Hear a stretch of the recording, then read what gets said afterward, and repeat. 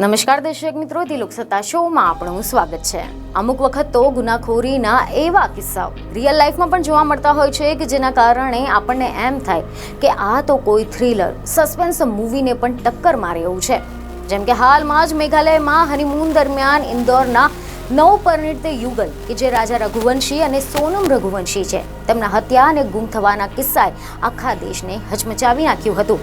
પરંતુ હવે આ કેસમાં એક ખૂબ જ સનસનાટીભર્યો ખુલાસો થયો છે જેણે બધાને જ આશ્ચર્યચકિત કરી નાખ્યા છે।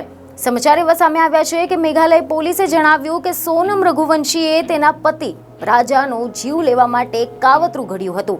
એવો આરોપ છે કે તેને હનીમૂન દરમિયાન જ તેના પતિ રાજાનો જીવ લેવા માટે મધ્યપ્રદેશના 3 લોકોને રાખ્યા હતા।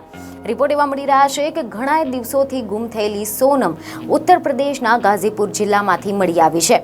પોલીસ છેલ્લા 17 દિવસથી મેઘાલયમાં સોનમને શોધી રહી હતી। જોકે સોનમે ગઈકાલે રાત્રે તેના પરિવારને ફોન કરીને જાણ કરી હતી કે તે યુપીના ગાઝીપુર જિલ્લામાં છે। આ દરમિયાન હવે મોટા સમાચાર સામે આવ્યા છે કે મેઘાલય પોલીસ સાથે વાત કર્યા પછી ગાઝીપુર પોલીસે સોનમની ધરપકડ કરી લીધી છે। સોનમ રઘુવંશીની તેના પતિની હત્યા કરવાના આરોપસર ધરપકડ કરવામાં આવી છે। તમે જણાવી દઈએ કે મેઘાલયના મુખ્યમંત્રી સંગમાએ સોશિયલ મીડિયા પર આ અંગે માહિતી આપી હતી।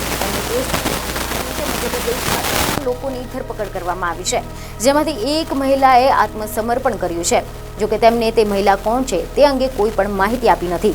મહત્વનું છે કે સોનમ તેના પતિ રાજાની સાથે હનીમૂન મનાવવા માટે શિલોંગ ગઈ હતી, પરંતુ પછી બંને ગુમ થઈ ગયા હતા। બીજને ખબરો સાથે ફરી મળીશું। ધન્યવાદ।